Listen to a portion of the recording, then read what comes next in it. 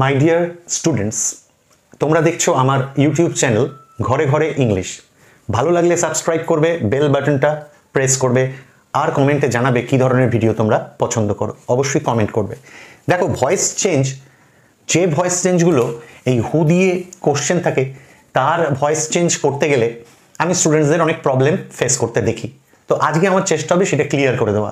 দেখো, এই যে হি, এই হি প্রোনাউনের বদলে রিলেটিভ প্রোনাউন কি হয়? হু। আবার এই যে হিম, এই হিমের বদলে রিলেটিভ প্রোনাউন কি হয়?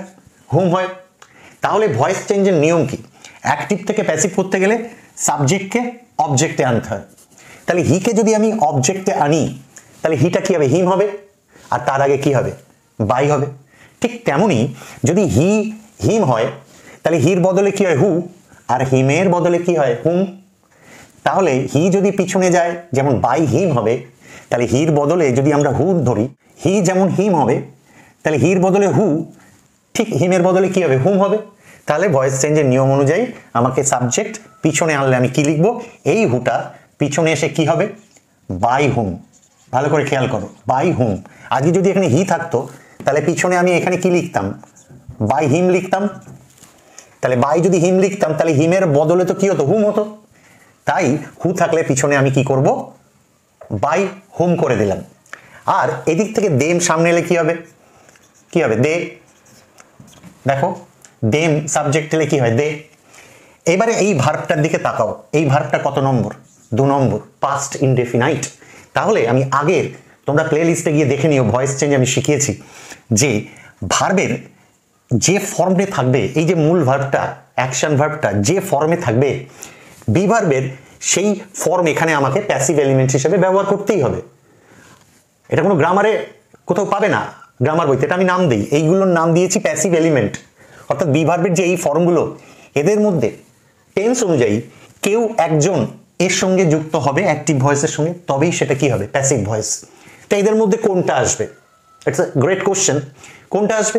এই ভার্বটা যে ফর্মে থাকবে, বি ভার্বের সেই ফর্মটাই এই টেন্সের প্যাসিভ এলিমেন্ট হিসেবে ব্যবহৃত হবে। তো এইখানে সটা কি? সি, স ভার্বের কি? 2 নম্বর। তাহলে বি ভার্বের 2 নম্বর ফর্ম কারা? ওয়াজ বা ওয়্যার। তাহলে এখানে প্যাসিভ এলিমেন্ট কি আসবে? হয় ওয়াজ, নয় ওয়্যার। যেহেতু এটা ভার্বের কি? 2 নম্বর স, আর ওয়াজ ওয়্যার ও বি ভার্বের কি? 2 নম্বর। এই যে ভার্বের 1 নম্বর, ভার্বের 3 নম্বর, এরা তো কেউ আসবে না। তাহলে দের সঙ্গে কি হবে? ওয়্যার। এই যে এইটাকে আমি নাম দিই কি? Passive element. এটা বাইরে থেকে আনলাম। প্যাসিভ এলিমেন্ট যেই বসে যাবে, পরবর্তী স্টেপ কি? এই যে মূল ভার্বটা স আছে, ভার্বের 2 নম্বর, যদি এখানে ভার্বের 1 নম্বর থাকতো, তাহলে এই ভার্বকে সবসময় সে 1, 2, 3 যে ফর্মেই থাক, সেই ভার্বকে কত নম্বর করতে হবে? 3 নম্বর। এটা প্যাসিভের নিয়ম। তাহলে এইটাকে আমার কি করতে হবে? সি, স, সিন। তাহলে কি হলো? দে ওয়্যার সিন বাই হুম। এই যে হুটা পিছনে গেছে, তাহলে দেন সামনে এসে দে হয়েছে। প্যাসিভ এলিমেন্ট কে এসেছে? ওয়্যার, কারণ দের সাথে ওয়্যার হয়। তারপরে মূল ভার্ব 2 নম্বর থেকে কত নম্বর হয়েছে? 3 নম্বর, সিন। তারপরে হুটা পিছনে গিয়ে হুম হয়েছে, আর তার সামনে কি হয়েছে? বাই। কিন্তু প্রশ্ন হচ্ছে, এখানে দেখো কি চিহ্ন রয়েছে? জিজ্ঞাসা চিহ্ন। ন্যারেশন করলে কি হয়? কোটেশনের মধ্যে কোশ্চেন মার্ক থাকলে তাকে অ্যাসার্টিভ অর্থাৎ ফুল স্টপে আনতে হয়। কিন্তু ভয়েস চেঞ্জের ক্ষেত্রে যদি ইন্টারোগেটিভ থাকে, তাহলে সেটা কোশ্চেনই আনতে হবে। কিন্তু দেখো, এখানে সাবজেক্ট সামনে রয়েছে দে, তাহলে তো এখানে কোশ্চেন মার্ক আসবে না। তাহলে কোশ্চেন মার্ক আনার জন্য আমাকে এই ওয়্যারটা দের আগে নিয়ে যেতে হবে। দের পরে যে ভার্বটা প্রথম আছে, কে আছে? ওয়্যার। তারপরে সিন আছে, দুজন আছে বটে, ওয়্যার আর সিন। প্রথম ভার্বটাকে কি করতে হবে? আগে দিতে হবে। এই ওয়্যারকে সাবজেক্টের আগে না দিলে কোশ্চেন হবে না। তাহলে আমি কি করব? আমি এই ওয়্যারটাকে মুছে দেবো, দিয়ে এখানে আমি কি দিয়ে দেবো? ওয়্যারটা সামনে দিয়ে দেবো। ওয়্যার দে সিন, ওয়্যার দে সিন বাই হুম। এবারে কিন্তু আমি কি দেবো? জিজ্ঞাসা চিহ্ন কি দিতে পারবো, কারণ আমাকে কোশ্চেনই আনতে হবে। যেই দিলাম ওয়্যার দে সিন বাই হুম, এবারে একটা প্রশ্ন হচ্ছে, এই যে ডব্লিউই শব্দ, হু, হুম, হুইচ, এরা সবসময় বাক্যের শুরুতে থাকে, এটা এদের নেচার। কালিয়া বলে একটা সিনেমা আছে, তাতে অমিতাভ বচ্চন জেলের কয়েদি যখন রয়েছে, অমিতাভ বচ্চন, তো সেখানে কয়েদিরা যখন লাইন দিয়ে খাবার নিচ্ছে, অমিতাভ বচ্চন শেষে এসে যার কিনা লাইনের পিছনে দাঁড়ানোর কথা, সে একদম প্রথমে দাঁড়িয়ে গেছে, লাইনের প্রথমে। তখন অন্যরা প্রতিবাদ করলে তখন অমিতাভ বচ্চন ডায়লগ দিয়েছিল, जहां हम खड़े होता है वहां से ही लाइन शुरू होता है। ঠিক আছে, তেমনই সেন্টেন্সের ক্ষেত্রে ডব্লিউ শব্দ এদেরও বৈশিষ্ট্য কি, যাহা হাম খড়ে হোঙ্গে ওহা সেই লাইন কি শুরু হোঙ্গে। তাহলে ডব্লিউ শব্দ তো কখনো পিছনে থাকবে না, কিন্তু ওর কিন্তু এই পিছনেই থাকার কথা, ওর এই অবজেক্টই থাকার কথা। তাহলে এই হোম কোথায় চলে আসবে, সামনে চলে আসবে। কিন্তু যেই সামনে আসবে তখন এই বাই বলবে যে বস আমি তো বসেছি, এই যে তুমি অবজেক্ট হয়েছো, এই যে হি পিছনে এলে হিম হবে, তার আগে বাইটা তো হিমের জন্যই বসেছে, তাহলে এই বাইটা তো ওই হু পিছনে এসেছে হুমের জন্যই বসেছে।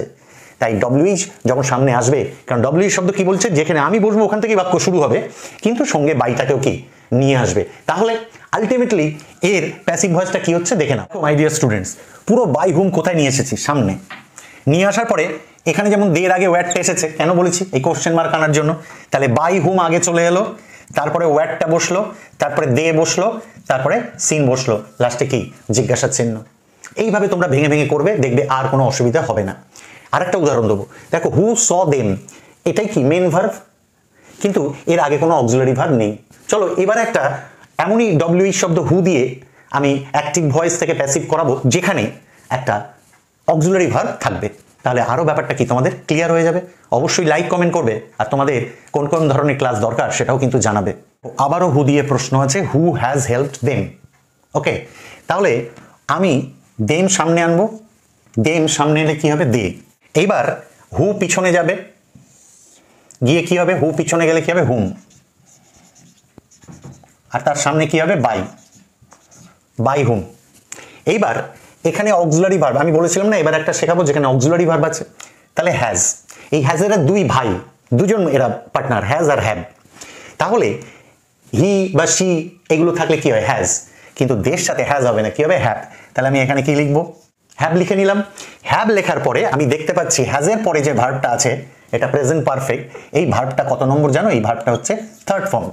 তাহলে আমাকে এখানে একটা প্যাসিভ এলিমেন্ট বসাতে হবে, অদল বদল বাই চাই, ভার্ব তুমি 3 নম্বর, ঠিক তার আগে এইটা যে ভার্বের 3 নম্বর, মানে এটা 3 নম্বর আছে, সব ভয়েস চেঞ্জেই মূল ভার্বটাকে 3 নম্বর করতে হবে। এটা যদি শুধু হেল্প থাকতো তাহলেও 3 নম্বর করতে হতো, এটা যদি হেল্প পাস ফর্ম হতো তাহলেও 3 নম্বর করতে হতো, আর এটা 3 নম্বর আছে মানে 3 নম্বরই বসবে।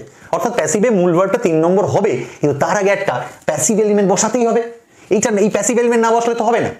এখন এতগুলোর মধ্যে কোনটা নেব, সহজ উপায় আগের সমস্ত ক্লাসে আমি বুঝিয়েছি, আমার চ্যানেলের প্লেলিস্টে গিয়ে ভয়েস চেঞ্জ সেকশনটা দেখবে, সব দেখতে পাবে। আচ্ছা এই ভার্বটা 3 নম্বর, তো দেখো তো বি ভার্বের 3 নম্বর ফর্ম কে, এই দেখো বি ভার্বের 3 নম্বর ফর্ম কে, এই বিনটা হচ্ছে বি ভার্বের 3 নম্বর ফর্ম। তাহলে আমি এখানে হাসতে হাসতে কি বসিয়ে দেবো, বিন বসিয়ে দিলাম, এটা কি প্যাসিভ এলিমেন্ট বসিয়ে দিলাম। যেই প্যাসিভ এলিমেন্ট বসে গেল, এবার আর আমার চিন্তা নেই, এবার আমি মূল ভার্বের থার্ড ফর্মটা করবো।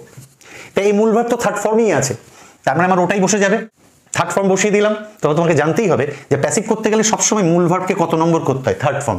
যে তুমি যদি থার্ড ফর্ম আছো তো থার্ড ফর্ম হয়ে বসো, তাই বলে তুমি আবার 1 নম্বরে যেতে পারবে না।